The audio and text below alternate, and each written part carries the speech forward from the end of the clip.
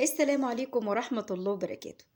أهلا بيكم في فيديو جديد. النهاردة هنعمل إيه؟ هندمس الفول في الحلة وهيطلع معانا زي الزبدة. طريقة سهلة والنتيجة روعة وعمره ما هيسود منك، وهتقدري تحفظيه لسحور رمضان كل سنة وانتم طيبين. معايا نص كيلو من الفول التدميس، الفول البلدي بتجيبيه من عند العطار، بتقولي له انا عايزه فول بلدي للتدميس، فبتجيبيه وبتنقيه كويس جدا من اي حاجه مش نظيفه، وبيتغسل كويس قوي. وبعد كده بننقعه في ميه عاديه من الحنفيه من بالليل لحد الصبح. الميه دي ومن وقت للتاني بنحاول ان احنا نغير الميه. الميه بصي بتخليه بقى، بصي نفشت كده ازاي كده وبقت مقلبظه حلوه. ده كده لما قعد من بالليل لحد الصبح. المية بتخليه يساعد على التسوية، وكمان القشرة من بره عشان تستوى معايا كويس. الفولة بتلاقيها من جوه استوت، والقدر الله بتلاقي القشرة من بره هي اللي نية، وده بيكون لسبب النقع. فتسيبيه لحد ما تلاقيها كده بقت قلبوزة حلوة كده، يبقى كده معاكي تمام. بنصفي منه المية وبنبتدي ان احنا ندمسه. يبقى اول حاجة مرحلة النقع، وتاني هي دي اللي بتساعد على التسوية، ومرحلة مهمة جدا. نيجي للمرحلة التانية، التسوية. علشان نقدر نسويه في 3 طرق للتسوية. أول طريقة اللي احنا متعودين عليها إن احنا بندمسه في الفوالة أو الدماسة. طيب أنا ما عنديش، بندمسه في حلة الضغط وبيطلع روعة جدا. الميزة في حلة الضغط إن هو بيستوى بسرعة، يعني ممكن في حلة الضغط بياخد من ساعة لساعة ونص. يعني بعد ساعة بتبتدي ان انتي تطفي النار وتسيبيها لحد ما تهدى، وبتفتحي كده المفتاح بتاع الامان بتاع البخار وتفتحي عليها بالراحة، وتلاقيها ما استوتش لسه. هتسيبيها نص ساعة بس، ان شاء الله بعد ساعة بيكون استوت معاكي. خلاص. الميزة في حلة الضغط ان الوقت هو اللي سريع، بس اهم حاجة تكوني تخلي بالك من البخار. طب ما عنديش ولا ده ولا ده، يبقى هنستخدم الحاجة العادية خالص، الحلة العادية.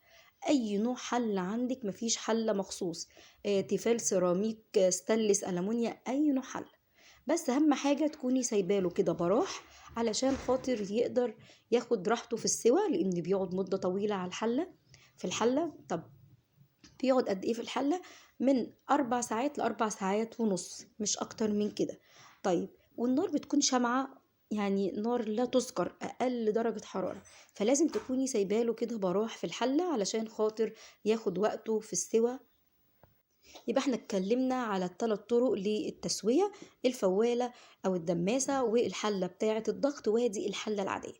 طب ايه الحاجات اللي احنا بنحطها على الفول؟ في حاجات كتير، كل مرة بنحط طرق مختلفة، بس في حاجات بتبقى ثابتة وفي حاجات تقدري تغيريها براحتك. وكل الكلام ده بيديله قيمة غذائية، وبيزود الكمية، وبيزود القيمة الغذائية زي ما احنا قلنا، وطبعا ريحة وطعم. طب أول حاجة معايا كده الفول العدس الأصفر. خلاص احنا حطينا الفول. دلوقتي كده معايا العدس الأصفر، معايا نص كوباية، يعني حوالي 3 معالق كبار من العدس. بتغسليه كويس، بلاش تنقعيه، وبتنزليه كده على الفول. طب ومعايا بقى كده جزرايه حلوه صغيره، بتكوني مقشراها كده ونضيفه زي الفل. ومعايا طماطمايه. حاولي تنقي الطماطمايه اللي هي بقى لونها احمر قوي، خلاص عشان احنا عايزينها قيمه غذائيه وعايزاها تديني لون.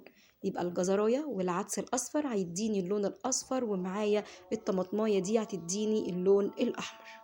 وكمان معانا كده معلقه صغيره مليانه من البابريكا.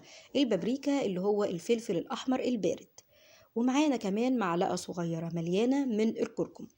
الكركم والبابريكا هيديني برضو ميكس كده بين اللون الأصفر والأحمر، وكمان ريحة وطعم. ومعايا بقى التكة التانية، معايا كده ربع كوباية من الزيت. ربع كوباية يعني حوالي كده معلقتين 3 معالق من الزيت. خلاص. 3 معالق من الزيت، ده كده هيخليها لي معايا زبدة. بس لو أول مرة تشاهدوا القناة ولسه ما اشتركتوش، اضغطوا سبسكرايب وفعلوا الجرس عشان يوصلكوا كل فيديو جديد. ولو عجبكم الفيديو اضغطوا لايك وشير وكومنت. معايا هنا كده هنزل 2 لتر من المية من الحنفية عادي. 2 لتر من المية. طب لو في حلة الضغط هحط لتر واحد من المية على النص كيلو. طب ليه؟ لأن حلة الضغط بتبقى معتمدة على التسوية على البخار، لكن هنا دي طبعا المية بتغلي فالمية بتنقص معايا. فأنا حط لها كده 2 لتر علشان خاطر ما تقلش معايا المية. طب لو قلت معايا هحط لها، ازود لها مية، بس مية سخنة مغلية. حلة الضغط زي ما احنا قلنا ما بتقلش منها المية لأنها معتمدة على البخار، لكن الحلة دي احنا بنزود فيها المية عشان مش عايزين نزود مية وهي على النار، ولو زودنا زي ما قلت هنزود مية سخنة مغلية كده من الكتل وتحطي حبة بحبة. طيب الغطا هنغطيها بغطا محكم. طب الحلة دي الغطا بتاعها اللي هو الإزاز اللي بيكون فيه فتحة، فهنحاول ان احنا نشوف غطا تاني يكون محكم ونغطيها كويس جدا. بنرفعها على النار على العين الصغيرة. أول ما بتغلي معايا بروح مهدية النار على أقل درجة حرارة، أقل كمان من الرز. يعني لو عندك شياطة كمان حطيها تحت الحلة أقل درجة حرارة. بنسيبها بقى كل ساعة ولا ساعة ونص تبتدي ان انت تبصي عليها علشان خاطر لو المية قلت. بس بعد 4 ساعات انا معايا المية ما قلتش اهي، المية زي دي حبة المية الموجودين، انا ما زودتش مية خالص. بس من وقت للتاني انا ببص عليها علشان لو احتاجت لميه. طب طالع معايا مستوي جدا والله، طعمه جميل واكلوا منه هو كده، ولا ملح ولا زيت ولا اي حاجه. الفوله طالعه ماسكه نفسها مش مهريه، والقشره معايا مستويه جدا وهي مستويه. واهم حاجه لا مهريه ولا نيه. خلاص طالعه معاكي لسه انت حاسه ان القشره لسه ما استوتش، هتسيبيه تاني نص ساعه او ساعه على النار. الحله قدامك، كل شويه ترفعي الغطا وتشوفي ايه طالع معايا باللون الجميل ده، وريحه بقى الجزر والطماطم طبعا وريحه البهارات مخلياه الميه بتاعته جميله جدا. يعني بجد بجد والله احلى ميه فول. التكه التانية بقى اللي احنا هنعملها علشان يتقل معايا كده معلقتين من الدقيق الابيض العادي ودوبناهم كده بشويه ميه.